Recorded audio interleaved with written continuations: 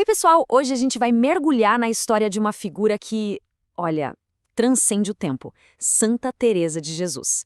E quando a gente fala dela, não é só sobre uma santa, não. Ela foi uma verdadeira força da natureza, sabe? Uma mulher que simplesmente remodelou a espiritualidade, a literatura e até o papel feminino na sua época. Então, bora lá desvendar essa história incrível. Essa pergunta de US$ 1 milhão, né? Como é que uma mulher lá no século XVI conseguiu se tornar uma das figuras mais influentes do cristianismo? Pensa bem, numa sociedade super restritiva, como ela conseguiu ter um impacto que a gente sente até hoje? É uma história, uau, de muita fé, uma inteligência fora do comum e, olha, uma determinação de ferro mesmo. E que jornada, hein? Dá uma olhada na lista de coisas que ela foi. Mística, escritora, reformadora, fundadora e não para por aí. Séculos depois, ela se torna a primeira mulher a receber o título de doutora da Igreja. É de cair o queixo, né? Como é que uma pessoa só conseguiu dar conta de tudo isso? Então, para a gente entender de onde veio toda essa força, vamos voltar lá para o comecinho. Quem era, afinal, Teresa de Cepeda e Almada? A mulher que o mundo inteiro passaria a conhecer como Santa Teresa de Jesus. Olha só essa linha do tempo. Ela nasceu lá em 1515, em Ávila, na Espanha. Com 20 aninhos, entrou para a vida religiosa. Mas o grande ponto de virada, sabe, aquele momento que muda tudo, foi em 1562. Foi ali que ela começou a Reforma do Carmelo. E é a partir daí que a história dela pega fogo de verdade. Agora vamos mergulhar de cabeça nessa reforma. Porque, olha, não foi só uma mudancinha de regras, não. Foi uma verdadeira revolução espiritual. E tudo isso liderado por uma mulher de uma coragem, assim, impressionante. O que a Teresa propôs batia de frente com o que a Ordem Carmelita tinha se tornado. Na visão dela, as coisas estavam muito relaxadas, sabe? A ideia dela era radical, voltar às origens. Uma vida simples, de pobreza de verdade, uma clausura bem mais rigorosa para focar no que importa. E o ponto-chave de tudo, colocar a oração mental, aquela conversa íntima com Deus, bem no centro da vida religiosa. E é claro que uma mudança desse tamanho não ia passar batido, né? Imagina, ela enfrentou uma resistência pesadíssima de dentro da própria ordem. E como se não bastasse, ainda chamou a atenção da temida Inquisição Espanhola. Pensa só, uma mulher, naquela época, falando de experiência mística, querendo reformar tudo, era preciso muita, mas muita audácia. E essa frase aqui, nossa, ela mostra exatamente de onde vinha a força dela. Nada te turbe, nada te espante, tudo passa, Deus não muda. Essa oraçãozinha, que virou um poema famoso, é o resumo perfeito da confiança inabalável que ela tinha. Era tipo a rocha espiritual que segurou a onda em meio a tanta confusão. Mas a Teresa não era só ação, só pra fora. A maior revolução dela, talvez, tenha acontecido quietinha, sabe? Com a caneta na mão.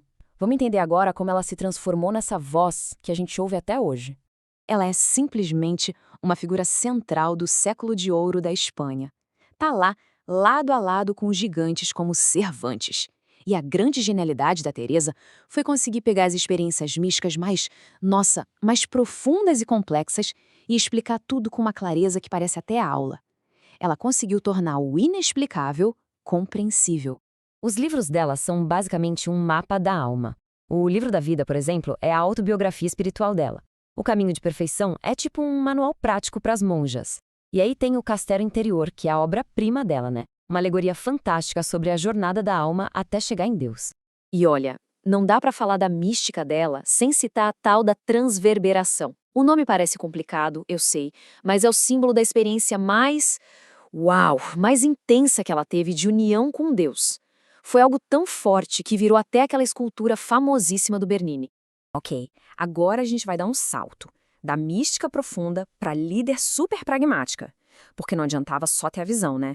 Para a reforma dela virar realidade, ela teve que, literalmente, botar a mão na massa. E aqui tem um detalhe que é fascinante. A Teresa tinha vários problemas de saúde, crônicos mesmo. E mesmo assim, ela viajou sem parar pela Espanha inteira, em carroças super desconfortáveis, negociando, planejando, tudo para fundar os mosteiros dela. Que força de vontade, hein? É algo extraordinário. E o resultado de toda essa garra? Bom, esse número aqui diz tudo. 17. ela fundou 17 mosteiros em só 20 anos. Isso é um feito de logística, de administração surreal, especialmente para uma mulher do século XVI e ainda por cima com a saúde frágil. Ela foi espalhando a visão dela pelas cidades mais importantes da Espanha. Começou na terra natal, Ávila, e foi para centros como Toledo, Salamanca, Valladolid. Cada mosteiro fundado era uma vitória, sabe? Um novo ponto de luz para a reforma que ela tanto queria. Então, tá. Qual é o saldo final de toda essa correria, de toda essa profundidade espiritual? Vamos dar uma olhada no legado gigantesco que ela deixou pra gente. Agora, foca nessa data aqui. 1970, 400 anos depois da morte dela, acontece uma coisa histórica. E é isso. Em 1970, o Papa Paulo VI declara ela doutora da Igreja. Foi a primeira vez na história que uma mulher recebeu esse título. É um reconhecimento formal de que o que ela escreveu tem um valor universal para todo o cristianismo. Um marco, sem dúvida nenhuma. E o reconhecimento dela vai muito além dos muros da igreja, viu? Lá na Espanha, ela é padroeira do país. E aqui no Brasil, ela é a padroeira dos professores. Uma bela homenagem à clareza com que ela ensinava e ao seu conhecimento espiritual.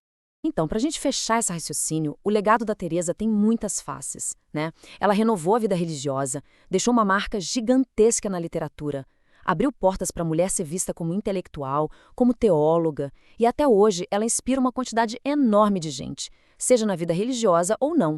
E tudo isso leva a gente para uma última reflexão.